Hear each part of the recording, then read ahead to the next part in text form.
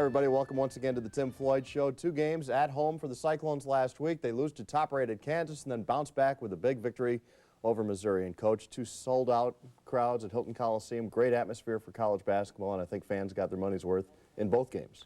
They did. I anticipated a little drop-off in terms of the level of noise in the Missouri game, but it wasn't there. They were tremendous and really helped carry us through during a tough early stretch in that game. But the Kansas game, we started off well.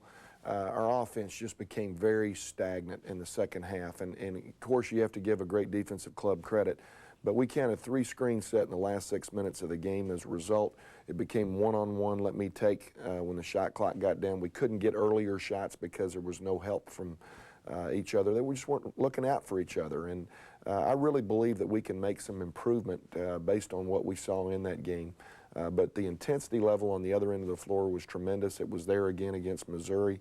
I thought our team really played well against Missouri on all phases of the game, rebounding defensively, but offensively we were very, very encouraged. The screening that wasn't there in the Kansas game was back.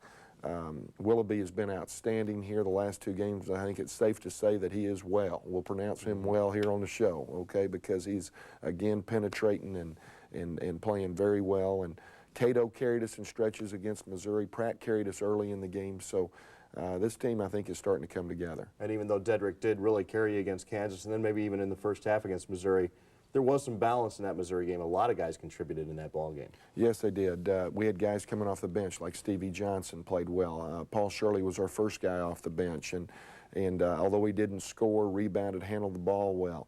Tony Rampton came in late and was outstanding, and we're going to try to play more guys here down the stretch. I think it's the time of the season when you need to do that.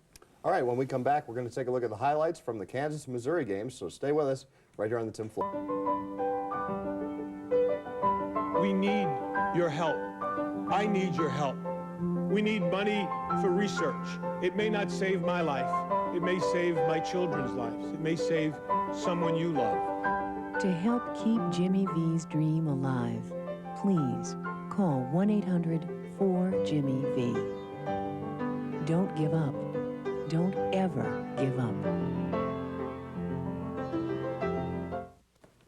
Well, you know, anytime that Kansas pays a visit to Hilton Coliseum, the place is going to be rocking, and what a great atmosphere it was. We talked a little bit about it at the top of the show, but I think the 5 loudest games I've ever heard at Hilton have been when Kansas comes to town. Yeah, it was just amazing. And I tell you what was special about it to our players and to our coaching staff was the end of the game, we're obviously beaten. We're down 6 with 18 seconds to go or something, and fans start chanting ISU, ISU, ISU. The players mentioned it the following day. It was a real special day, even in a loss. And I think it made our players want to come back and play that much harder against Missouri on Wednesday. Let's take a look at the highlights from that Kansas game on Sunday afternoon in front of a national TV audience. Doesn't start out perfectly the way you'd want. Rayful Friends. Gosh, you had to put that on. I tell you, what a dagger.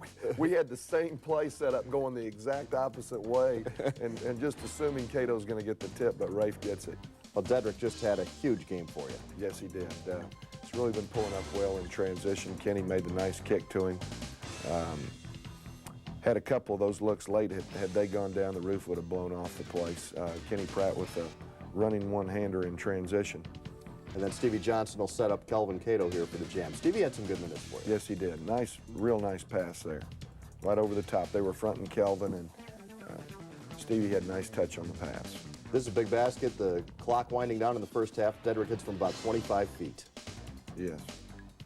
He just rocked Jock to death there, started backing him up, and it was a really emotional play at the end of the half. I thought it would carry us into the second half, but it didn't.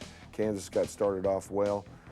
Unfortunate bounce there. Cato blocks it off the board, and Rafe gets it back and puts it back in. Now, you were giving Vaughn the outside shot a little bit, and he was up to the occasion. He knocked him down. You know, we really weren't. We were playing to containment, but they used a ball screen out high very effectively for Jock all night long. Had 6 field goals. It seemed like he had 30, but he really played well. Bankhead follows his own in, and you get within 1 here late in the game. And then Dedrick hits another big 3. Yeah, he did. He was really rolling. The 36 was the most we've had a player get here, I guess, since Hoiberg got 41. And like I said, Dedrick had 2 great looks late, John, and just didn't get them down. You can't expect him to shoot 100%. Might have been the two best looks he had all game long. We had 4 turnovers late that really bothered us. No screening, like I said. I thought we were our own worst enemy, and I do think it's a winnable game, and I do hope we have another opportunity to play them in the tournament. All right, then you bounce back, though, and you play Missouri, and you had to be a little bit concerned about this game because it comes after playing the #1 team in the nation, but your team comes out and plays lights out. Well, I think they came in and played very inspired for 15 minutes, and we thought they would because they'd just beaten Kansas, a win against Iowa State. Now, they're really talking NC2A tournament again. They had to feel like this was going to be an easy game. They just played #1 and 2 the week before. Now they're playing just a #9. So we tried to sell that to our players, but more importantly, we needed to play well just because we were coming off of a loss. If the old Big 8 formula is still in effect with 8 conference wins, that gives us a 500 league record at minimum and 17 Division I wins. We tried to sell that as an important game to get into the NC2A tournament. But now we're going to start selling, getting more. I was really pleased with our team, though, John.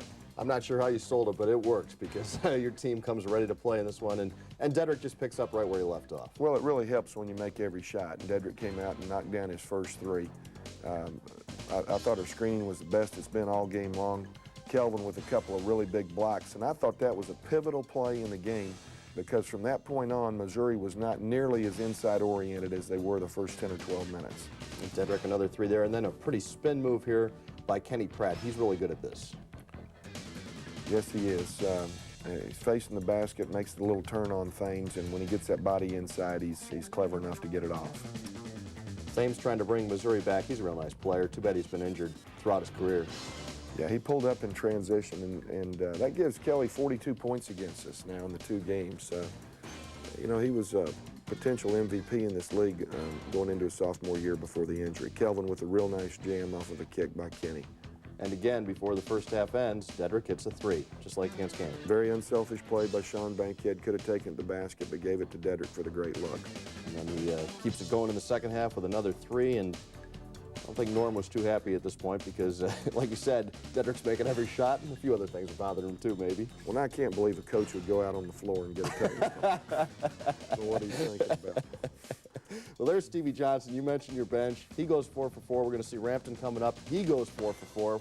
You really got to love seeing that. Yes, we did. Tony was 4 for 4 from the field, couldn't make a free throw. And I was commenting on Dedrick was 5 for 10. How about this one right here? Hakeem pulls up for the big 3, and that really brought the house down. Our players just were crazy about it because he worked so hard in practice, but a real fine win. We didn't shoot free throws very well, John. We got to get better there. That free throw percentage could kill us down the road. Dedrick is making all those threes, and he couldn't make a free throw. I guess he was too close. Well, Hakeem Abdul-Khalik coming off and hitting that 3 really did get everybody going and the crowd going and the bench going, and it's nice to see a guy like that get rewarded with something like that. It is. His career mirrors mine in terms of his playing time. We laugh about it all the time, but that guy's going someplace in life. He's already graduated, working on his master's degree. He's a team clown, always positive with our players, great role model academically, and it was great to see him get some time.